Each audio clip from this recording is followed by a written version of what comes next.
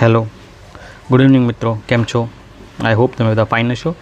જે પણ નવા મિત્રો છે, ફર્સ્ટ ટાઈમ જે ચેનલ પર આવી રહ્યા છે, એમને મારી ખાસ વિનંતી કે ચેનલને લાઈક, શેર અને સબસ્ક્રાઈબ કરે અને વોચ ટાઈમ અને શેર કરતા રહે, જેથી ચેનલનો વોચ ટાઈમ ગ્રોથ થાય. હવે આપણે આજે એક જ ખૂબ જ મહત્ત્વની જાહેરાત ઉપર આવ્યા છે, જેમાં ગુજરાત હાઈકોર્ટની વિવિધ જગ્યાઓ માટેની જાહેરાત બહાર પડી છે, એડવર્ટાઇઝમેન્ટ બહાર પડી છે. એની એક મહત્ત્વની આ એક જે છે એ આપણે ટોટલ 5 જેવી પોસ્ટ માટે જગ્યાઓ બહાર પડી છે. ટોટલ 5 પોસ્ટ માટે જગ્યાઓ બહાર પડી છે. તેમાં આપણે પહેલી પોસ્ટ આપણે જોઈ લઈએ. તો આપણે જોઈએ તો કે પહેલી જે પોસ્ટ છે, બરાબર, એ ગુજરાત હાઈકોર્ટમાં જે પહેલી પોસ્ટ છે, બરાબર, એનો એડવર્ટાઇઝમેન્ટ નંબર જોઈ લેજો, બરાબર. અને જે પોસ્ટ છે એ છે ખૂબ જ મહત્ત્વની, ગુજરાત હાઈકોર્ટમાં ડ્રાઈવરની ભરતીની જાહેરાત આપી છે, બરાબર, ડ્રાઈવરની ભરતી, બરાબર. તો અંદાજિત જગ્યાની તારીખો માટે અલગથી આપણે જોઈશું, બરાબર. તો ડ્રાઈવરની કુલ 34 જગ્યાઓ છે અને 19,900થી 63,200 સુધીનો પગાર છે. ડ્રાઈવરની કુલ 34 જગ્યાઓ માટે છે. અને જો એની કેટેગરી વાઇઝ તમે જોઈ લો તો દરેક કેટેગરી વાઇઝ અહીંયા બતાવ્યું છે કે ટોટલ જગ્યા 34 છે. એમાં જનરલ માટે 12, એસસી ઉમેદવારો માટે 1, એસટી માટે 6, એસસીબીસી માટે 11 અને ઈડબ્લ્યુએસ માટે 4. એમાં મહિલાઓ માટે અનામત 4, એસસી માટે 1 પણ નહીં, એસટી માટે 2 જગ્યાઓ, એસસીબીસી માટે 4 અને ઈડબ્લ્યુએસ માટે 8. જે એક્સ સર્વિસમેન હોય, બરાબર, એમના માટે 3. ઓકે.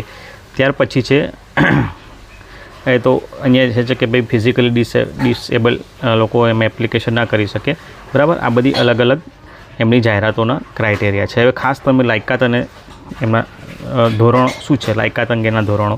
તો જરૂરી લાયકાત છે ઉમેદવારે, પહેલી લાયકાત છે કે ઉમેદવારે સરકાર માન્ય શાળામાંથી ધોરણ 10ની પરીક્ષા પાસ કરેલી હોવી જોઈએ. એટલે ઓછામાં ઓછું ધોરણ 10 પાસ હોવા જોઈએ.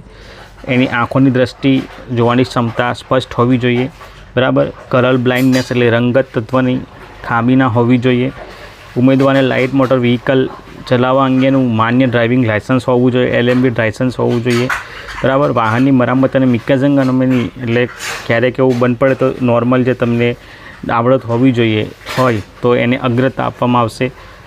પ્રાદેશિક પરિવહન અધિકારી એટલે કે RTO, મોટર વ્હીકલ ઇન્સ્પેક્ટર અથવા અન્ય સક્ષમ અધિકારીશ્રીની મદદથી ડ્રાઇવિંગ સ્કિલ ટેસ્ટ લેવામાં આવશે, બરાબર.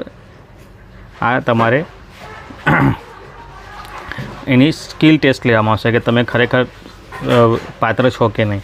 ડ્રાઈવરની ફરજ કામગીરીનો પ્રકાર જોતા ઉમેદવાર પણ આ ઝામર, એક જ આંખ કે અન્ય આંખની કોઈ પણ ખામી ના હોવી જોઈએ. એટલે મીન્સ કે આંખને લગતી કોઈ પણ ખામી ના હોય અને ફિઝિકલી ડિસેબલ ના હોવા જોઈએ, એ વ્યક્તિ અહીંયા એપ્લાય કરી શકશે. અનુભવ જોઈએ તો પ્રતિષ્ઠિત જે સંસ્થા હોય, પ્રતિષ્ઠિત સંસ્થામાં તો કંપનીમાં ઓછામાં ઓછા 5 વર્ષનો ડ્રાઇવિંગ અનુભવ હોવો જોઈએ. ત્યાર પછી છે વય મર્યાદા. તો અલગ અલગ વય મર્યાદા છે.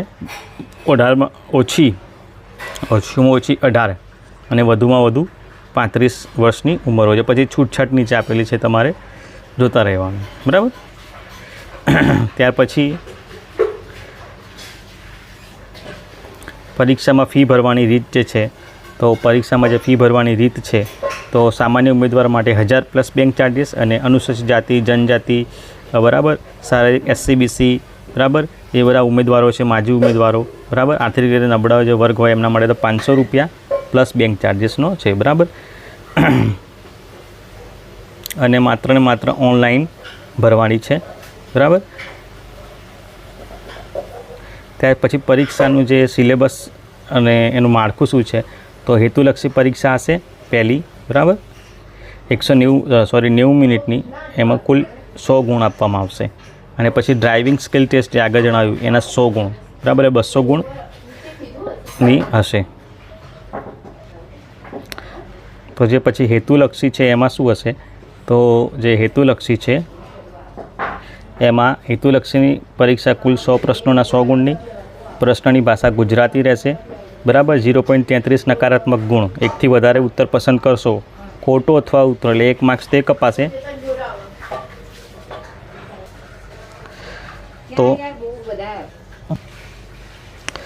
તો પ્રશ્નની ભાષા ગુજરાતી જ રહેશે, બરાબર. 1 ખોટો પ્લસ 33 એટલે 1.33 તમારા માર્ક્સ કપાશે. પરીક્ષાનો સમયગાળો 1.30 કલાક 30 મિનિટ એટલે 90 મિનિટનો રહેશે, બરાબર.